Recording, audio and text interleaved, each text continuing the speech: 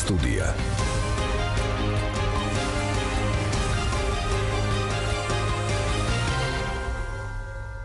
მოგესალმებით პატრიოტულ რადიო მსმენელებო, ჟურნალისტი გიორგი ჩოკოშვილი.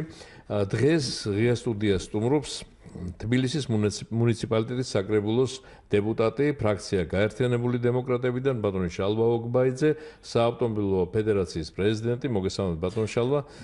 მოგესალმებით ბატონო გიორგი, მივესალმები თქვენი გადაცემის, არაჩვეულებრივი გადაცემის მსმენელს. უმეტესობა ვიცი ახლა საჭესთან არის, მშვიდობიან მგზავრობას, უსაცობ მგზავრობას, უსაფრთხო მგზავრობას, სახში მშვიდობით დაბრუნებას უსურვებ მეტადრე ამ ჩვენ გადატვირთულ და საკმაოდ ძალიან რთულ გზებზე, რომელიც ერთ-ერთ მთავარ პრობლემად გადაიქცა ჩვენი დედაქალაქისათვის. მადლობა მობრძანებისთვის ბატონო შალვა და რასაკვირველია, როგორც ექსპერტი, მოძრაობის უსაფრთხოებაზეც ალბათ და ძალიან ამით დაიწყეთ ამ თქვენ და იმ ადამიანებს მიმართეთ, ვინც ახლა ამტოვანქანებში უსმენს ჩვენს გადაცემას.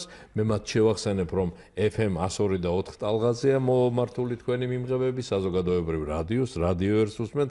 ღია სტუდიას, როგორც გითხარით, ბატონი შალვა ოგბაიძე სტუმრობს და არა მხოლოდ მოძრაობის უსაფრთხოებაზე ძალიან ბევრ საინტერესო საკითხს შეუძლია ბატონ შალვას ძალიან კომპეტენტურად მოგახსენოთ თავისი მოსაზრება. თქვენ თუ სურვილი გექნება ჩვენო ძირფასო რადიო მსმენელებო, რომ ჩაგვერთოთ გადაცემის მსვლელობაში, ჩვენ სტუმარს შეკითხვები დაუსვათ, ან თუნდაც მოსაზრებები გამოთქვათ იმ თემებზე, რაზედაც მსჯელობა იქნება გადაცემაში, უნდა ისარგებლოთ აი ამ ტელეფონებით 240 91 92 და 240 92 92. ბატონ შალვა, მართლა უამრავი საკითხია, რაზედაც სრული პასუხისმგებლობით და თავდაჯერებით შემიძლია უთხრათ ჩვენ მსმენელებს, ძალიან კომპეტენტური მოსაზრებები შეგიძლიათ გაუზიაროთ. თქვენ ძალიან დახვეწილი ექსპერტი ხართ, როგორც ტრანსპორტის, ასევე უსაფრთხოების და ზოგადად პოლიტიკის მიმართულებით და რა ვიცი, უამრავი საინტერესო თემა, ძალიან ბევრი მტკივნეული თქვენთვის პირადად ამ ბოლო ხანებში ეკრანიდანაც გადავნებენ თვალყურს და ძალიან თქვენი აქტივობები ვიცით, მაგრამ აი თქვენთვის ყველაზე მტკივნეული და მნიშვნელოვანი რა იყო ბოლო დროს იმ თემით დავიწყოთ. აი ეს ზოგად კითხვას გისვათ, ოღონდ თქვენთვის კონკრეტული რა არის? რა არის, იცით, ჩვენს დედაქალაქს გააჩნია თავისი ჩამოყალიბებული ცხოვრების რიტმი, თავისი წესი და როდესაც ეს წესი ირღვევა, ხომ ეს პრობლემები ხშირ შემთხვევაში ფარავს იმ მტკივნეულ პრობლემებს, რაც ჩვენ ზოგადად მთლიანად ჩვენს ქვეყანას აწუხებს. მაგალითისთვის ვამბობ, როდესაც ადამიანი საცობში დგას, თქვათ 15-20 წუთი და ადგილიდან ვერ იძრება, ხო? მისი სურვილია, რომ რაც შეიძლება მალე ამ მიკროავტობუსის დახშულ სივრცეს, როდესაც 15 ადამიანი სრული ამ სიტყვის მნიშვნელობით ხარზე აზის, ხომ უკაცრავად გამოთქმისათვის, როდესაც კონდიციონერი არ არის ჩართული, ხომ, როდესაც ძლივს იკვლევს გზას ეს მიკროავტობუსი და ხშირ შემთხვევაში უწევს მას იმპულსური მოძრაობა და აძარი გააჩერე და ამოხრუჭე, აჩქარება ძალიან არაკომფორტულად მოგზაურობ. ამ ადამიანს ერთი სული რო კითხავ ახლა მაპი გირჩევია ნატოში შესვლა, ის გეტყვის რომ სახში დროზე მინდა მისვლა. დროზე და მშვიდობიანად. დროზე და მშვიდობიანად. ამიტომ მე ახლა ამას უტრირებას, ასე ვთქვათ, ნუ ჩამითვლით, მაგრამ ხშირ შემთხვევაში ხომ პირველ რიგში ჩვენი დედაქალაქის ყოველდღიურობაში წამოიწევს ირტკივნეული პრობლემა, რომელიც უფრო და უფრო მძიმდება. ეს არის ჩვენი ქუჩის სატრანსპორტო არტერიების შეფერხებული მოძრაობა, გაუვალობა და აგრეთვე სამწუხარო პერსპექტივა, რომელიც ემუქრება ჩვენს დედაქალაქს, გაუვალი საავტომობილო ჯუნგლების ქალაქად გადაქცევის შესახებ. აი ეს არის, მე გამოყოფდი ამ უპირველეს ყოვლისა ამ პრობლემას. რა თქმა უნდა, ეს პრობლემა არ არის ერთ განზომილებიანი, ეს მრავალწახნაგა არის. ეს არის წლების მანძილზე დაგროვილი. იცით რა არის? ხშირად ჩვენი ოპონენტები, რახან სიტყვა ოპონენტი ვახსენე, ხომ აქ რა თქმა უნდა პოლიტიკური ოპონენტებიც ამყავს მემხედველობაში, განსაკუთრებით ის ოპონენტები, რომლებიც ჩვენმა ამორჩეველმა პოლიტიკურ მოუსავლეთში გაუშვა, მაგრამ ხშირად ცდილობენ რეანიმირებას. მე ნაციონალური მოძრაობა მყავს სწორედაც ხედველობაში. როგორც კი იწყებს საუბარს რაღაც გარკვეულ პრობლემაზე, იწყებენ ასეთ საუბარს. იცით რა, არ გვინდა წარსულში ქექვა. მე მინდა მათ შევახსენო, რომ მომიტევეთ, იქექებიან ნაგავში, ხოლო რაც შეეხება წარსულზე საუბარს, მედიკოსებს აქვთ ასეთი გამოთქმა, ანამნეზ მორბი. ავადმყოფობის ისტორია. ჩვენ სატრანსპორტო სისტემას რა ავადმყოფობას ჭირს, მისი ისტორია თუ არ ვიცით, ჩვენ ვერ დავსვავთ სწორ დიაგნოზს. რა არის ეს სწორი დიაგნოზი? ეს არის კიდევ ვიმეორებ. ნაციონალებამდე არსებული პრობლემები, ეს არ არის თქვათ ერთი ფორმაციის და ერთი ხელისუფლების დროს დაგროვილი. ეს არის არასწორად, არაგეგმიურად ბოლო წლებში ჩვენი დედაქალაქის განვითარება. საერთოდ ამა თუ იმ ქალაქის განვითარება საფუძვლად უდევს ამ ქალაქის განვითარების მთავარი დოკუმენტი, კონსტიტუცია ხშირად ასე უწოდებთ, მისი პერსპექტიული განვითარების გენერალური გეგმა, რომელიც ხშირ შემთხვევაში 10 წლეულებზეა, არა მოკლევადიან, არამედ 10 წლეულებზეა გათვლილი, სადაც კონკრეტული მოკლევადიანი პატარა პროექტები შემადგენელი ნაწილია იმ დიდი სტრატეგიული მიმართულებისა. ანუ ჩვენი დედაქალაქის ბოლო, რაც მიღებული იყო გენერალური გეგმა, ავად თუ კარგად რომელმაც იმუშავა, ეს სწორედ გახლდათ ჩვენი დედაქალაქის გეგმა 70 წლის 2000 წლამდე, რომელმაც დაახლოებით 30-35 წელი იმუშავა ამ წესმა, ავად თუ კარგად. ასეთი გეგმა არსებობდა. ასეთი გეგმა არსებობდა. აი წარმოიდგინეთ როგორ იმუშავა ამ გეგმა. როდესაც მისმა წინა 10 წლეულობის ომის შემდგომ შექმნილმა თბილისის განვითარების გეგმამ ამოწურა თავისი ვადა და აქტუალობა და დადგა აუცილებლობა, რა გაითვალისწინეს. იმ პერიოდის საბჭოთა კავშირში, როდესაც ის საბჭოთა კავშირი მიხვდა და სწორად მიხვდა, რომ ის კარგ ავტომობილს ვერ გააკეთებდა, მიღებული იქნა ხრუშოვის დროს გადაწყვეტილება, რომ მათ შეესყიდათ რამე არსებული ქარხანა და ხრუშოვის დროს დაიწყო და ბრეჟნევის დროს დაამთავრდა ტოლიატის, მაშინდელი Fiat 124-ის ამ მოდელის შესყიდვა, მთლიანად ქარხანა, კონვეიერი და აშენდა ახალი ქალაქი პრაქტიკულად და ამ ავტომობილით Fiat 124, რომელიც საბჭოთა კავშირის დროს ვაზის ჟიგულის სახელით იყო ცნობილი, ამ ავტომობილით გაიგო მაშინდელმა ქართველმა კაცმა ნამდვილი ავტომობილის გემო. ეს არის ფაქტი. მაგრამ ამ გაზრდილ ავტომობილიზაციას გეგმიური განახლება ხდებოდა მაშინ ავტოპარკის. ჩვენმა ქართველმა ურბანისტებმა, არქიტექტორებმა, ქალაქ მაგეგმარებლებმა და მშენებლებმა დაუხვედრეს უკვე მომზადებული დედაქალაქის გაშლის, განვითარების გეგმა. ანუ მაგ პერიოდს მაშინ ხომ შეიძლებოდა რომ ვაკეში, საბურთალოზე, მხოლოდ ვერის ხეობაში წასულიყო მშენებლობები. არა, მათ მიმართეს დედაქალაქის განვითარება, მე შევახსენებ ჩვენს რადიო მსმენელს, ეგრეთ წოდებული საქარხნო რაიონი, ადრე, ეხლა სამგორის რაიონი, სრულიად ახალი რაიონი შეიქმნა ვაზისუბანი, ვარკეთილი, შეიქმნა, როდესაც ლენინის რაიონი გაიყო და გლდანის და ნაძალადევის რაიონება და გლდანი, თემკა, მუხიანი, სრულიად ახალი რაიონი, დიდი ღომზე არა ფერსვაბო, რომელიც არის ცოტა უფრო მოგვიანებით იყო, კი. შედარებით ცოტა მოგვიანები და მართლაც აი გეგმარება დიდი დიღმის სატრანსპორტო კვანძები ზემოდან რო დახედოთ, აი სუფთა ამერიკულ სტილში, აი კვადრატები დაყოფილი, სადაც პრაქტიკულად შეუძლებელია რომ იქ საცობი შეიქმნას. ანუ გამწვანების ზონა, საცხოვრებელი სახლი, სკვერი, რეკრეაციული ზონა, როდესაც იყო ეს ერთმანეთთან აი ესე ასეთი თბილისი შენდებოდა. ეხლა შენდება ასე გეგმიურად. ეხლა როგორ შენდება ამის ნათელი მაგალითია, აი ამ ტელევიზიის შენობის მოპირდაპირ მხარეს გადავიდეთ აკადემ ქალაქში და სპორტის სასახლის უკანა ტერიტორია. ეს არის კლასიკური ნიმუში, როგორ უნდა დაამახინჯო ქალაქი, როგორ უნდა უმტრო შენ ქალაქს, როგორ უჯიგროთ უნდა მოექცეს შენ საკუთარ ქალაქს, როდესაც ღებულობ, ესე იგი, მაღალი ინტენსივობის მქონე ბეტონის გროვას, როდესაც ბავშვი ვერ ჩამოიყვანდა, ვერ გაასეინებდა, ხე არ არსებობს ელემენტარულად და აღარაფერს ვამბობ სტადიონზე და იქ თვითონ მეზობლები ჩამოდიან ხშირ შემთხვევაში და მოძრაობას თვითონ არეგულირებენ. აი ეს არის კლასიკური ნიმუში, თუ როგორ არ უნდა განვითარდეს ქალაქი და სამწუხაროდ ეს უკვე გრძელდება ჩვენი დედაქალაქის მთლიანობაშია. რაღა შორს ავიდეთ, აგერ აჭარისწინა მოედანი, რომელიც პრაქტიკულად მოედნის გაყიდვა, აი მოედნის გაყიდვამ წარმოშვა საცობი სააკაძის მოედნიდან და შარტავას ქუჩიდან მომავალი სატრანსპორტო ნაკადისა და აღარაფერს ვამბობ, როდესაც დასავლეთიდან მოდის ნაკადი და რომელსაც უნდა მაგალითად პეკინის 23 ნომერში შეხვევა, აი სადაც ეკლესია და საბავშვო ბაღია და იმ საბავშვო ბაღის დანგრევას რო აპირებენ, ამაზე ქვემოთ ვისაუბრებ, ის უნდა გმირთა მოედანზე ჩამოვიდეს, წრე უნდა შემობრუნდეს და უკან უნდა წავიდეს კვლავ და ასე მიუდგეს თავის სახზე. ესე იგი, ეს არის, არ ვიცი, არაკომპეტენტურობის ზეობა დამერწმუნოთ. აქამდე მე ფრთხილი ვიყავი შეფასებებში. ვამბობდი რომ ეს არის მთავარი გამოწვევა ამ ხელისუფლების, ამ შემადგენლობის. მე ვამბობ, დღეს უკვე არაკომპეტენტურობა აჯობა მოლოდინს. მოლოდინს იმისას, რომ ჩვენს დედაქალაქს რამე ეშველება.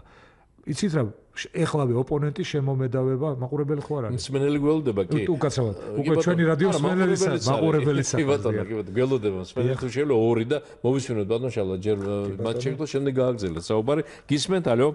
ალო, გამარჯობათ. გამარჯობათ. მივესალმები ბატონ შალვას. მოგესალმებით.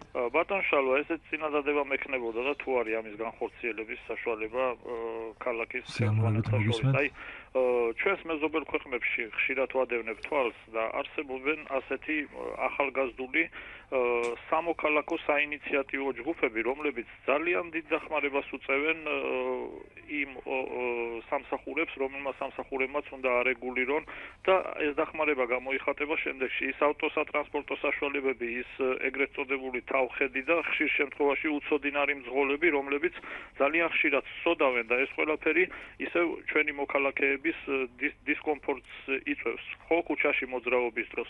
არ შეიძლება რომ აი ამ საკრებულომ ან მერიამ რაღაც სახით ან ინიციატივით მოიზიდოს ახალგაზრდები, ისინი აღჭურვოს ვიდეოკამერებით, აღჭურვოს ელემენტარული კანონის ცოდნით, რომლებსაც აი ამ მძღოლებთან გაუადვილებს ურთიერთობას და ზურგს გაუმაგრებს და აი ეს საინიციატივო ჯგუფები იმუშავებენ და რა ვიცი, ბევრი ახალგაზრდა შრომას მოწყურებული და დადის ქუჩაში რო იტყვიან უაზროდ და მე მგონი გამოეხმაურებოდნენ და ქალაქსაც წარდგებოდა ესეთი ინიციატივები. გასაგები ძალიან საინტერესო შემოთავაზება. კიდევ გველოდება მსმენელი, ალო გისმენთ? გამარჯობა ბატონო გოგი. გამარჯობათ. გამარჯობათ ბატონო შალვა. მოგესალმებით. ბატონო შალვა, რაც შეეხება სააკაზის მოედანის საცობს, პირველი რაც მინდა გითხოთ, ეს არის მე მგონი არასწორი გადაწყვეტილება იმისა, რომ იქ გადაიტანეს მერია. იმიტომ რომ მერიასთან მისვლა არის პრაქტიკულად რაღაცა კოშმარი, როგორც იტყვიან. იმ ხელა ორგანიზაცია იქ მერია მე თუ მკითხავ, წესით უნდა გადაეტანათ პარლამენტის შენობაში, რომელიც გადაამისამართეს ქუთაისში. ეს იქნებოდა სავსებით ნორმალური, მაგრამ ამაზე დღევანდელი ხელისუფლება დღეს არ ფიქრობს და პარლამენტს უნდა ისევ თბილისში ერთი ადგილის განძრევის გამო შორს ვარიაროს, არაევროპულად იცხოვროს და როგორც იტყვას ინავარდონ, იმიტომ რომ ჩვენ რო ვიყო დიდი სახელმწიფო, დიდ სახელმწიფოებში ნახეთ სახელმწიფო სტრუქტურები როგორ არის დაშორებული ერთმანეთს, გინდა მოსკოვის ხელა, რუსეთის ხელა, გინდა ამერიკის ხელა რა, გინდა ევროპის ნებისმიერ ეს ერთმანეთზე არაა მიდგმული, მიკონკრეტული და მეორეც კიდე როცა ვიძახით საცობებთან დაკავშირებით პრობლემა იქნება სახელმწიფომ შემოიღოს რეგულირება თუ ახალგაზრდა აიღებს 16 წლის მართვის უფლებას, მას როგორც ევროპაში ან 20 ან 21 წლამდე არ ქონდეს უფლება რომ დაჯდეს მაგალითად მანქანაზე და იაროს, იმიტომ რომ არავითარი აუცილებლობა არ არსებობს იმასთან დაკავშირებით რომ 16 წლის ბიჭებმა და გოგოებმა და 18 წლისმა ერიბნონ ქალაქში იაფასიანი მარჯვენარულიანი მანქანებით, რომლებიც ეკოლოგიურად სუფთა და ამისთვის კიდე მერმა მოითხოვს დამატებით მრჩეველები მაღალხელფასიანი რომ დაეხმარონ იმ პრობლემის მოგვარებაში, იმიტომ რომ ის მერის სამსახურს ვერ აუდის როგორც ზოგიერთი თანამშრომელი, რამე თუ ისინი ორგან და სამგან მუშაობენ და პრაქტიკულად იმისით აღარ ყოფნით რომ სრულიად შემოელონ ქალაქს. მერი, რომელიც მე მგონია პრაქტიკულად ნებისმიერ მინისტრზე მეტია, იმიტომ რომ თბილისი არის მილიონზე მეტიანი დასახლების უბანი, როგორც იტყვი და ესეთი რაღაც არ უნდა იყოს დაშვებული. შრომით კანონს მიხედიათ თქვენ მერიაში რომ ორგან და სამგან უმუშაობენ, ნუ საგრებულო თანამშრომლები, ნუ თავმჯდომარეები და ნუ მერის წარმომადგენლები, იმიტომ რომ მერეს დიდ სახელმწიფოს აპარატს. ეს არის სრული აბსურდი. მადლობა ზარისთვის, დიდი მადლობა. ვიდრე უპასუხებ ჩვენს მსმენელებს, მეც მინდა კიდევ ერთი ჩაურთო ბატონო შალვა, აი თქვენი საუბრიდან გამომდინარე, თუნდაც და რასაკვირველია, რასაც ჩვენი მსმენელები ძალიან საინტერესო შეკითხვებს და აგერ შემოთავაზებაც გვაქვს. ამ ფონზე მინდა კითხოთ ბატონო შალვა. თქვენ რამდენჯერმე იყავით ჩვენი სტუდიის სტუმარი და პრაქტიკულად ყველა შეხვედრის დროს იყო საუბარი მართლა საგზაო უსაფრთხოებაზე, მოძრაობის მოწესრიგებაზე დედაქალაქში. და ვიცით ჩვენ რომ მერიაში შეიქმნა რაღაც საგანგებო კომისია. თუ მუშაობს ეს კომისია, რამდენად კომპეტენტურია, რამდენად ოპერატიულად, რამდენად საინტერესოდ და თუ არის ეს კომისია და ანუ აქედან გამომდინარე ეს ხელმძღვანელობა ქალაქისა ამ ძალიან მძიმე პრობლემის მომგვარებელი. დავიწყებ რიგითობით პირველი ასე ვთქვათ საზოგადოების ჩართულობა ამ პრობლემების მოგვარებაში. მე ვეთანხმები ჩემს მსმენელზე ძალიან სწორად და მოსწრებულად შენიშნა საზოგადოების ჩართულობის გარეშე, ესე იგი ეს მხოლოდ ადმინისტრაციული ორგანოების და თქვათ მერიის სამსახურების დონეზე არ უნდა დარჩეს. ჩვენი თანამოქალაქე უნდა გაიზარდოს იქამდე, რომ მას მხოლოდ სახელმწიფო კი არ უნდა შეწუხდეს ვიღაცის დარღვევის გამო, არამედ მოქალაქემ უნდა იგრძნოს სწორედაც ვალდებულა თავი, რომ მან მიუთითოს თავის თანამოქალაქეს, რომ ასე არ შეიძლება. ასე ხდება მსოფლიოს ყველა ქვეყანაში. და ეხლა არავინ არ დამიწყოს, რომ ეს არის ჩაშვება და აქ ჩვენ საუბრობთ იმაზე, რომ ტროტუარზე კაცი რო მანქანით მიდის და ტროტუარსო სავალ ნაწილად გადააქცევს, ელემენტარულად ადამიანმა უნდა დაიცვას თავისი ინტერესი. უბრალოდ არ უნდა გაატაროს. ნუ რა თქმა უნდა, ზებრაზე რომ ფეხით მოსიარულეს გზას არ დაუთმოს, იმ ძღოლსაც უნდა დაუქნიოს. რაც შეეხება ამისთვის ძალიან კარგი პლატფორმა შეიქმნა ერთგვარი ამ სოციალური რეპორტინგის, ანუ სოციალური ინფორმაციის მიწოდების ადმინისტრაციული ორგანოებისათვის Facebook-ში, სხვადასხვა სახელები ქვია, სამარცხვინო მძღოლები, ვინ გვარცხვენს და ასე შემდეგ. ძალიან ისინი იღებენ, არ უშვებენ შემთხვევას, რომ გაუშვან მობილურით, თქვათ ვიდეო პატარა რგოლი ჩააგდონ ის ავტომობილები, რომლებიც თქვათ ზღუდავენ შეზღუდული შესაძლებლობის მქონე პირებისთვის განკუთვნილი პანდუს ტროტუარზე ასასვლელად, თავხედურად, ან დემონსტრაციულად გაჩერებული აქვს ისეთ ადგილზე, როდესაც თლიანად ტროტუარი ჩახერგილია. ან მანქანიდან აგდებენ რაღაცას. ამასაც იღებენ, კი. ძალიან კარგი პლატფორმაა ამ სოციალური რეპორტინგის, მე მხარს ვუჭერ ამ ჩვენ პირველ მსმენელს და აუცილებლად ამ საქმეს კიდევ უფრო და უფრო, ასე ვთქვათ, შევეცდებით, რომ დიდი ფართომასშტაბი მიიღოს. გთხოვათ თქვენ როგორც ხელისუფლების წარმომადგენლებს, რომ ხელისუფლება ჩაერთოს ამ საქმეში და მოქალაქეები გააქტიუროს. სხვათა შორის მე მინდა მადლობის სიტყვებით მოიხსენიო ჩვენი შინაგან საქმეთა მინისტრის ახალგაზრდა მოადგილე ბატონი არჩილ თალაკვაძე, რომელთანაც მე საუბარი მქონა ამის თაობაზე.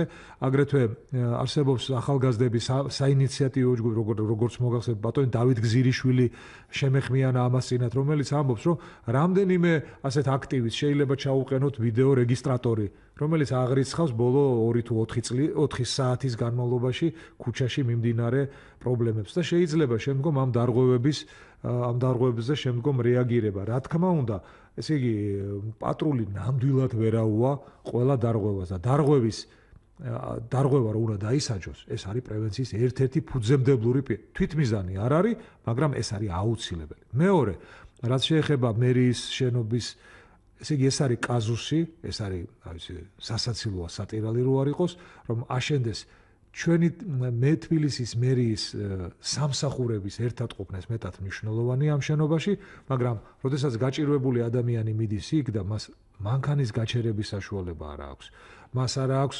ნორმალურად იქ მერიასთან ერთი მიწისქვეშა გადასასვლელი მაინც რომ იყოს, ხომ ესეთ გაცხოველებული ინტენსიური მოძრაობის ადგილზე აბსოლუტურად სამართლიანია, რომ გაუაზრებლად მოხდა მერიის შენობის დაილია დედაქალაქში ადგილი, როდესაც შეიძლებოდა ძალიან მარტივი ნაგებობის ერთჯერადად ერთი შენობის აგება. მე ხლა შორს ვარ, ხლა პარლამენტში უნდა იყოს თუ არ უნდა იყოს, ეს მივანდოთ ქალაქ მაგებარებლებს, ამაზე მე ჩემი ერთი ადამიანის აზრი გამაჩნია, რომ პარლამენტისად უნდა იყოს, რომელიც არ შეიძლება არ დაემთხოს ჩვენი მსმენელის აზრს, მაგრამ რო შეუფერებელ ადგილზე ეს ცხადზე უცხადესია. მესამე მანახსენე აგრეთვე არაკომპეტენტურობა და მრჩევლების სიმრავლე აბსოლუტურად ვეთანხმებით, ეს შტატები არის გადაბერილი და ხშირ შემთხვევაში ხდება პარტიული აქტივის დასაქმების ადგილი სხვადასხვა მრჩეველების, სპეციალისტების სახით, რომელიც მძიმე თვირთად აწვება ჩვენს ბიუჯეტს, ბიუჯეტი კი არის ჩვენი ჯიბეებიდან, ჩვენი თანამოქალაქეების ჯიბეებიდან ამოღებული თანხა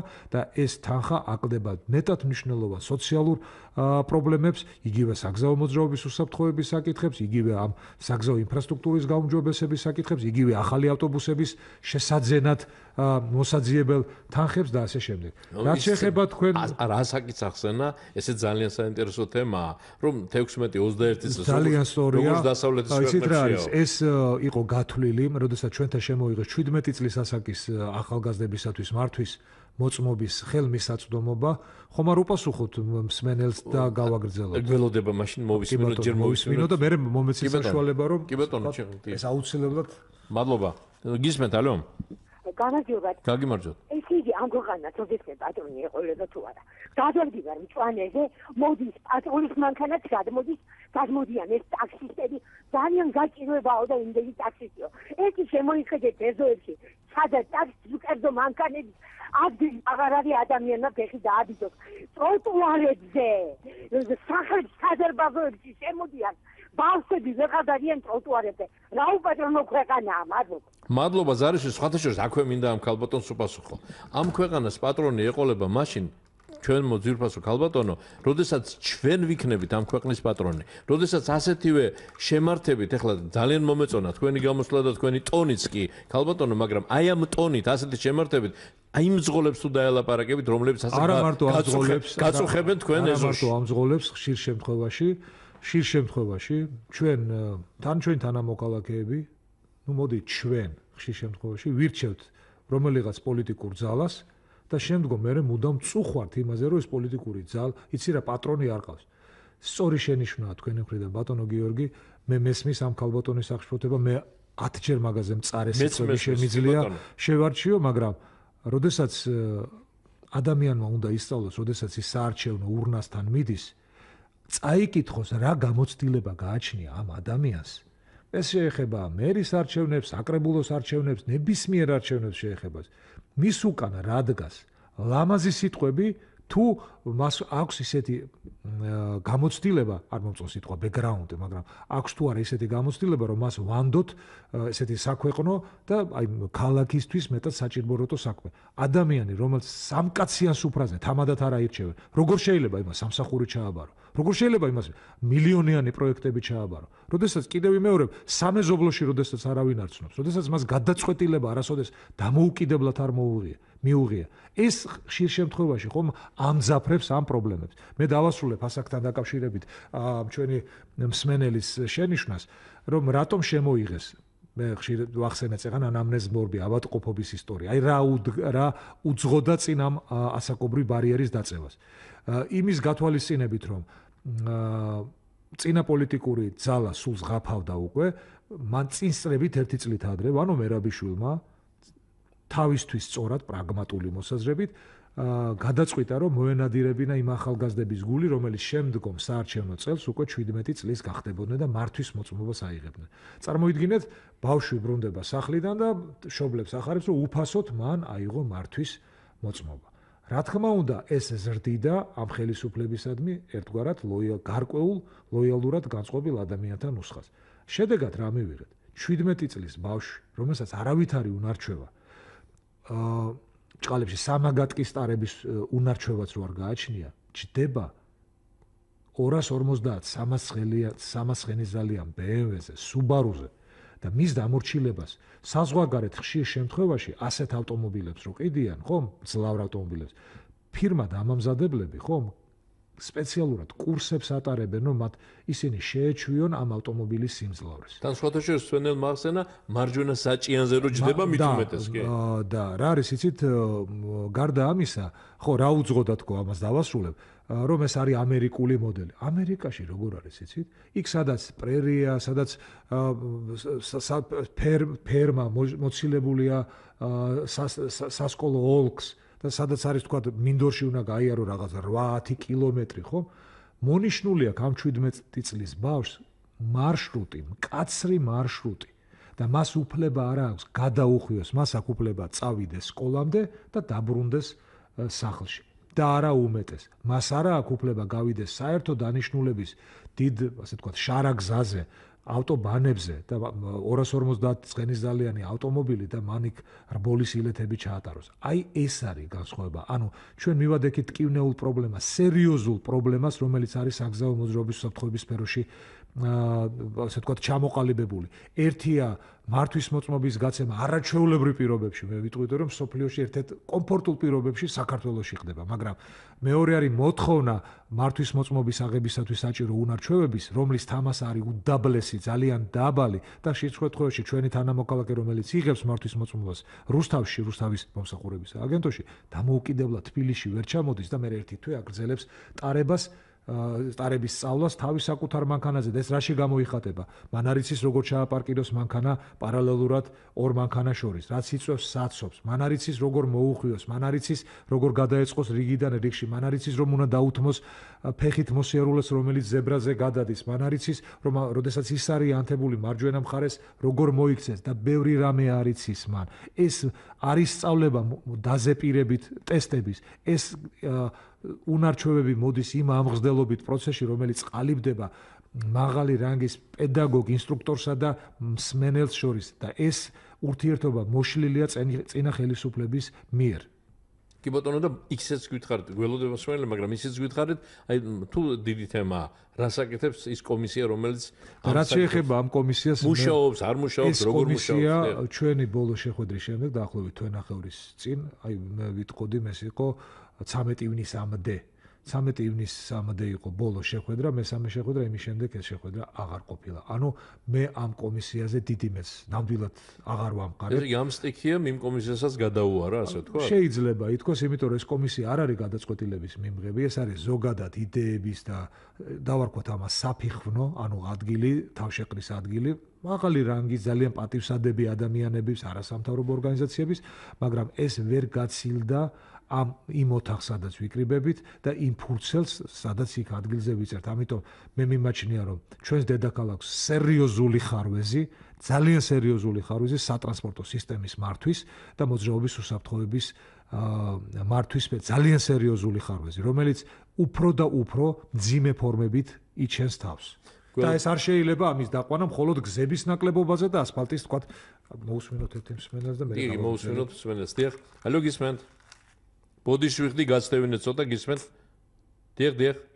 თხოვნა გვაქვს ძალიან დიდი, რომ მერიასთან იყო მოთხოვნით გადასასვლელი შუქნიშანი. სად იყო? მერიასთან. მერიასთან, დიახ, ამ ახალ მერიასთან შუქნიშნით გადავდიოდით, მოთხოვნით ოღონდ და ძალიან ადვილად და ეხლა რაც მოიშალა ეს შუქნიშანი მოშალეს და გააკეთეს ის რაღაცა საშინელი ხიდი, რომელიც რა ვიცი ვერ ვსარგებლობთ და ხალხი გადარბის, გადმორბის რამდენჯერ შემთხვევებია უბედური და იქნება რამენაირად ეს აღდგეს.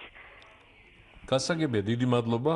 ეს ალბათ ეკუთვნის თბილისის მერიას ეს, მაგრამ ჩვენც დას არ დავაკლებთ, რა თქმა უნდა, გაძლევთ პირობას. თბილისის მერის, ასე ვთქვათ, ხელმძღვანელები ხართ თქვენ, კანონმდებლები ქალაქის თქვენ ხართ, ბატონ შალო და მართლაც რა თქმა უნდა სიტყვა გეთქმით და ეს სერიოზული. აი მაგალითისთვის ხომ, აი რა უნდა მოხდეს ამისთვის? აი წარმოიდგინეთ, რომ ახლა მე და თქვენ გვაქვს ჯადოსნური ჯოხი და შეგვიძლია ჩაუთქვათ და ასრულდეს მაგალითისთვის. თუმცა ეს ჯადოსნური ჯოხი თითოეულ ჩვენთან მოქალაქის ხელშია, როდესაც ის არჩევნებზე მიდის ხოლმე. თუმცა იმ საარჩევნო ბიულეტენის სახით ისაა სწორედ ის ჯადოსნური კვერთხი. მაგრამ ახლა რას გავაკეთებდი მაგალითად? მე მაგალითად ხომ აუცილებლად გადავხედავდი აჭარის წინ, აი მაგალითს გევნი აჭარის წინა მოედა, სასტუმრო აჭარის წინ მდებარე მოედნის გაყიდვის თემას.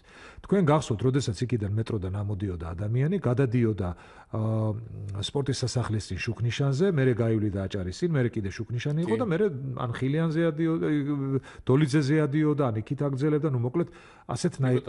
ეხლა ხომ ეს ადამიანები უნდა წავიდნენ, ესე იგი დანიური სახლისკენ, დანიურ უკაცრავად კაზინოს მხარეს უნდა გადავიდნენ, მერე მეორეჯერ დანიურ სახლთან უნდა გადავიდნენ, მერე უნდა ტროტუარზე. იქ უკვე შუქნიშანი არ არის. აღარ არის. მერე ტროტუარზე, მერე იმ ტროტუარზე უნდა გაიარო, პეკინზე კიდევ ერთი შუქნიშანი და მერე უნდა წამოხვიდე უკან. აი რა უნდა უშველო?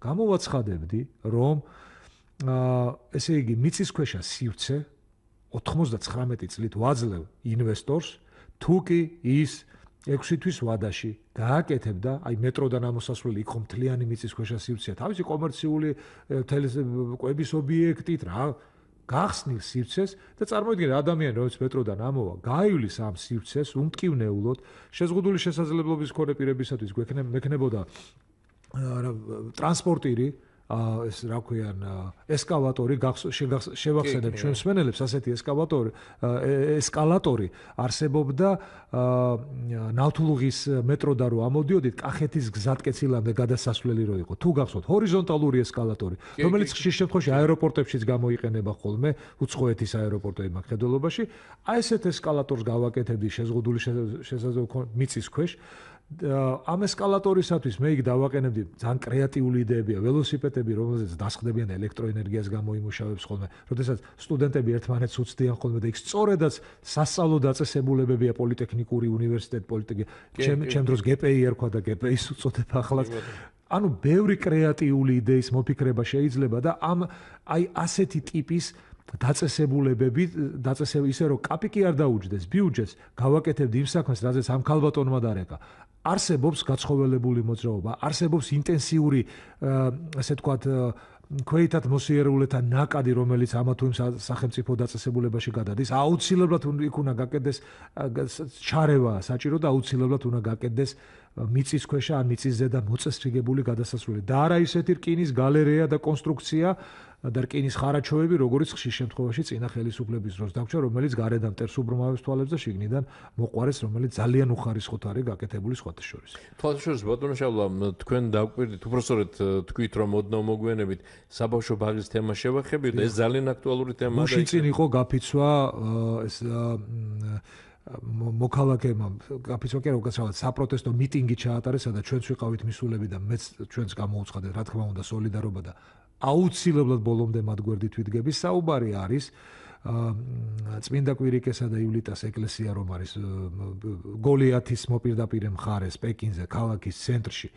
აი ამ შენობის უკან მდებარე სივრცეში, სადაც ეხლა განთავსებულია მწვანეში ჩაფლული ტრადიციული საბავშვო ბაღი. არც ავარიულია და არაჩვეულებრივ მდგომარეობაშია.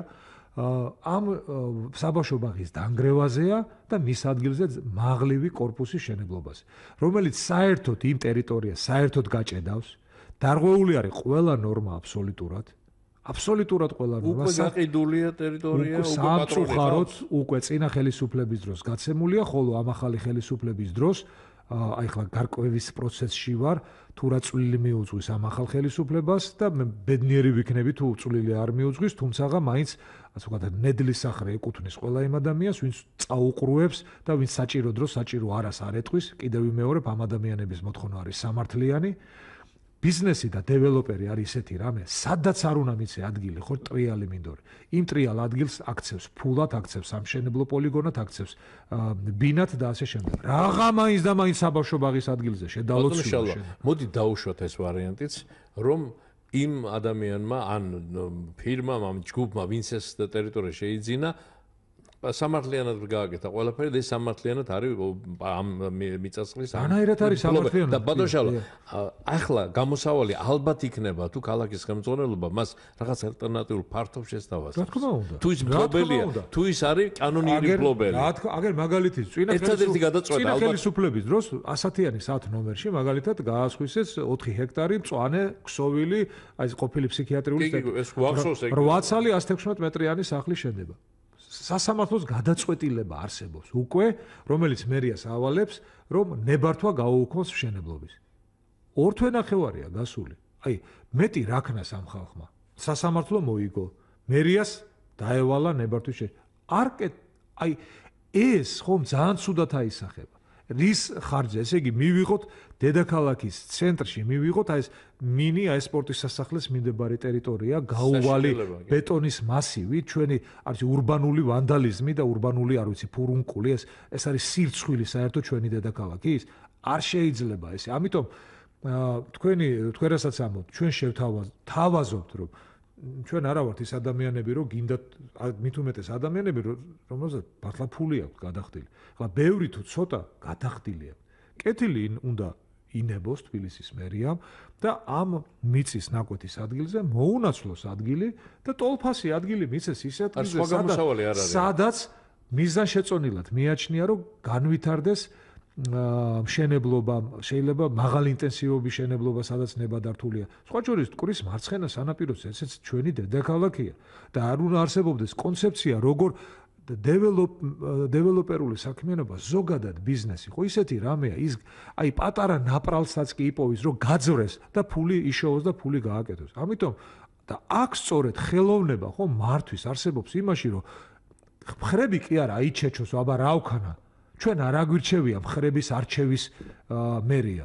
ჩვენ ავირჩიეთ მერია რომელიც საჭირო დროს საჭირო არას იტყვის და იტყვის რომ ეს არ შეიძლება და ამ არ შეიძლებას უკან დგას მთელი ჩვენი დედაქალაქის თანამოქალაქის ხმა და არა რა უნდა ვქნათ რა უნდა ქნა და 2016 წელს თუ 2017 წელს ხო კინცისყრით გამოყრის ეს რა ქვიან ჩვენი თანამოქალაქე თითოეულ ასეთ იმას ჩინონიკს კაბინეტიდან მაგრამ რა ბედენა სანა პეტრემოვა პავლეს ტყავს გააძრობენ სანა მაგად გამოყრის ამ 3 წელიწადში ჩვენი დედაქალაქი დამთავრდება იქნება დასახლებული პუნქტი მაგრამ თბილისი აღარ ერქმევა მას ერქმევა რაღაც ბეტონმშენი მინამშენი რაღაც არ ვიცი როგორც ქნებავდა მაგრამ თბილისი რასაც იდენტობა არის თბილისი, სიმწვანე, ურთიერთობა და ეს აურა ხომ ურთიერთობას განაპირობებს, ეს აღარ იქნება. სამწუხაროდ დაირღვა კარგა ხანია ბატონ შალვა ეს გველოდება კიდევ ერთი მსმენელი. ალო გისმენთ?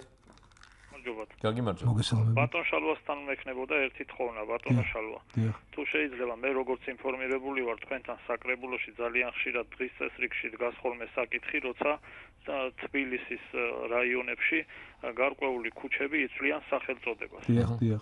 საკრებულოს აქვს ეს ორგანო, სახელდების და ნუ ასე შემდეგ. დიახ. საკრებულოს პრეროგატივა. ხო და აქედან გამომდინარე მექნებოდა თხოვნა, თუ შეიძლება მიაწვინოთ ხმა იმას, ვისაც ეს უნდა ევალებოდეს ან ევალება, რომ ხშირად ეს ინფორმაცია საზოგადოებისთვისაც რა თქმა უნდა აუცილებელია და აი უფრო იმ სპეცსამსახურებს და კონკრეტულ შემთხვევაში სახანძრო სამაშველო სამსახურებს რაიონულ განყოფილებაში სწრაფად არ მიეწოდება თუ მაგალითად თვითონ არ აღმოაჩინეს მერე ტელევიზიით ან ფაქტის წინაშე არ დადგნენ რომ იმ ქუჩაზე გამოძახება იყო აბსოლუტურად გეთანხმები 12-მა გადმოსცა ეს ინფორმაცია მე მგონი ყველას ინტერესში შედის და პირველ რიგში იმ ბიჭების ვინც 20 მეთაურები არიან და ვისი პასუხისმგებლობა სწორად აღენებული საკითხი. სწრაფად მისვლა გამოძახებაზე და თავისი მოვალეობის სწრაფად და უმციკლოდ შესრულება და ხშირ შემთხვევაში როცა წინა დღეს ქუჩას სახელია გადარქმეული ეს პასუხისმგებელი პირებიც 20 მეთაურების უხერხო მდგომარეობაში ვარდებიან და მე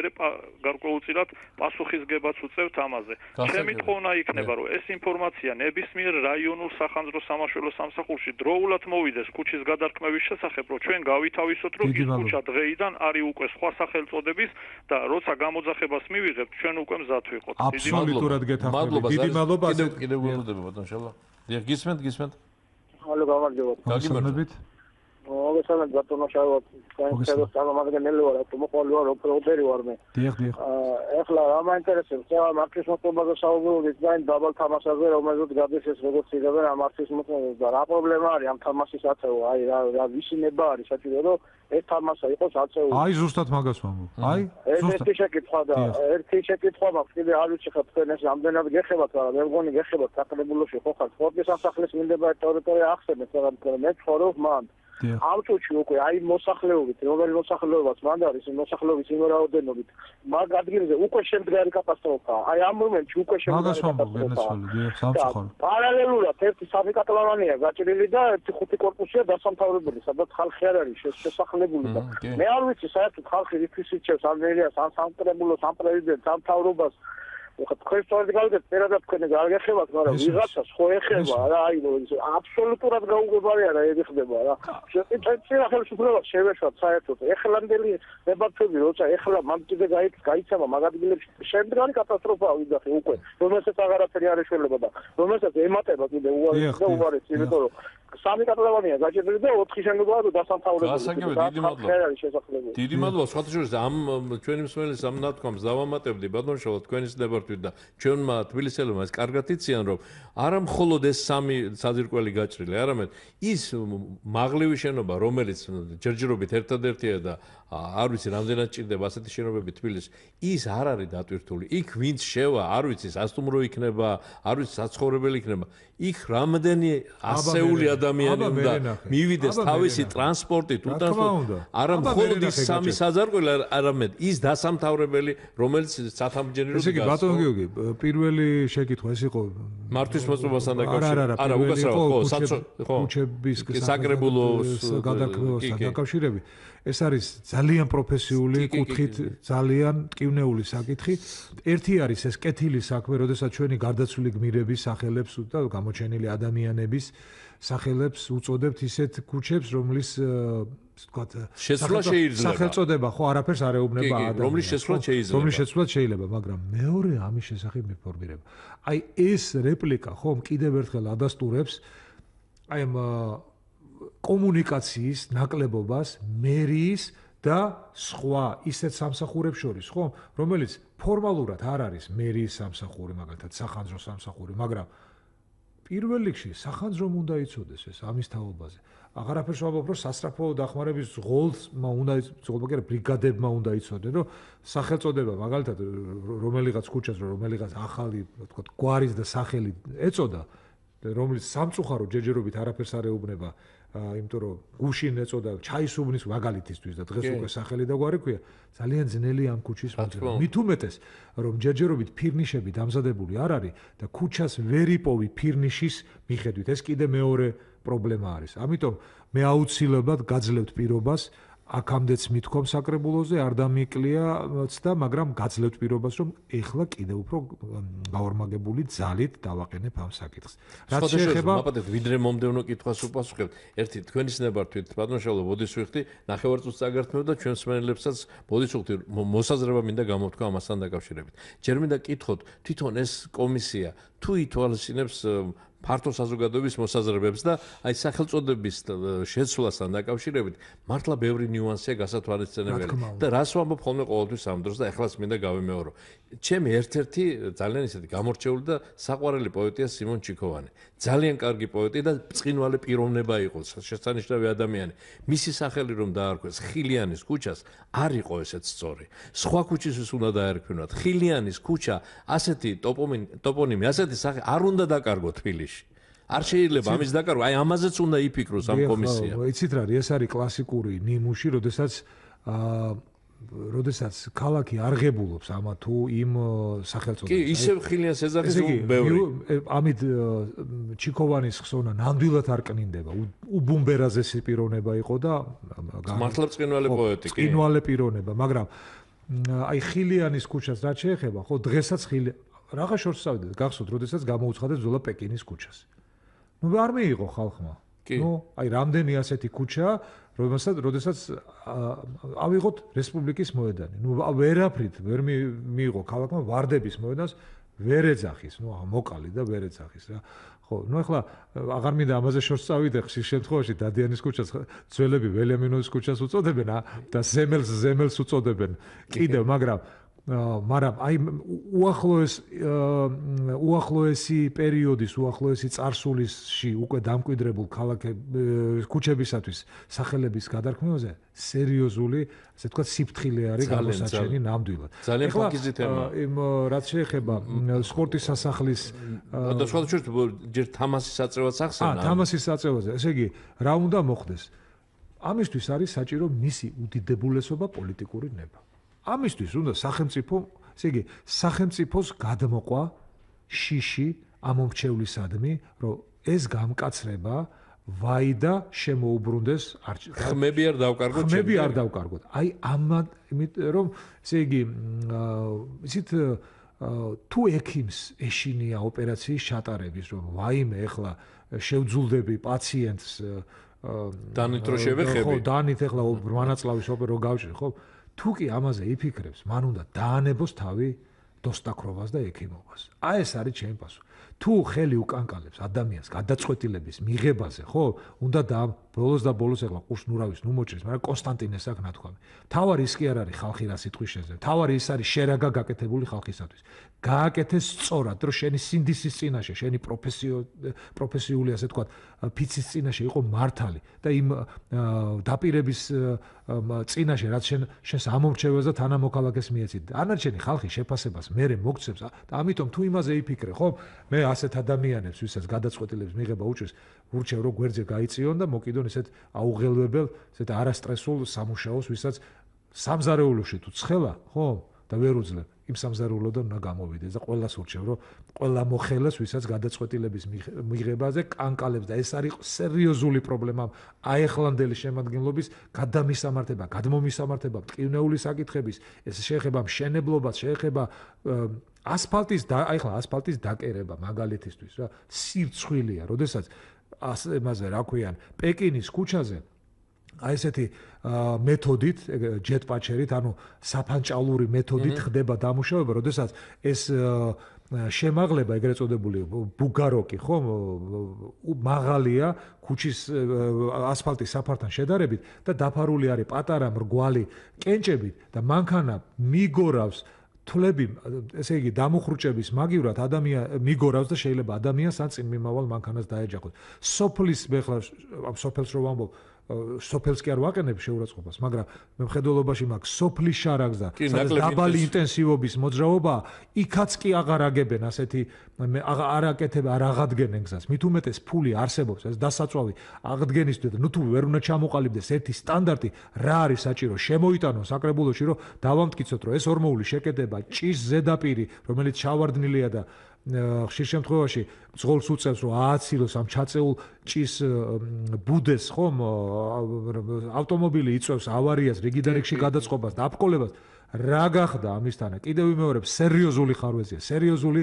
ხარვეზია მენეჯმენტში და ეს აუცილებლად გადაიყოლებს ამ შემადგენლობას მაგრამ ნუ ჩვენც ოპოზიცია იმისთვის ავართ რომ ნამდვილად არა ვართ იქ მოწოდებული იმისათვის რომ თბილინიავი უბეროთ სადაც ჩვენი თანამოქალაქის ხმა, ჩვენ ვართ სწორედ ხმა საკრებულოში, სადაც ისინი ერთ სიტყვიან, ჩვენ ორს დავამატებთ, აუცილებლად არ მოვასვენებთ, სანამ არ შევეცდებით, არ შევცვალოთ ეს მანკიერი მეთოდი დამოკიდებულება ამ ტკივნეული პრობლემების მოგვარების. დიდი მადლობა ბატონო შალვა, თბილისის მუნიციპალიტეტის საკრებულოს დეპუტატი, ფრაქცია გაერთიანებული დემოკრატებიდან, საავტომობილო ფედერაციის პრეზიდენტი ბატონო შალვა უგბაიძე სტუმრობდა დღეს სტუდიის. მადლობას მოგახსენებთ კიდევ ერთხელ და თქვენთან ერთად მადლობას ვეუბნები ჩვენს მსმენელებს, რომლებმაც იაქტიურეს შესანიშნავი მოსაზრებების გაგვიზიარეს, საინტერესო კითხვების დასვას და რა თქმა უნდა, ვინც ვერ დაგვირეკა და გვისმინა, მათაც ძალიან დიდი მადლობა.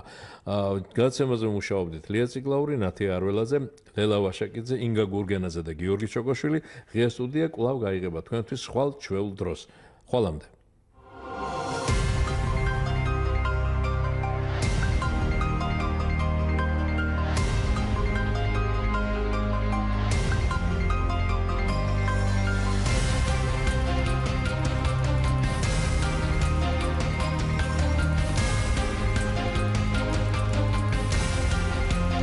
ღია სტუდია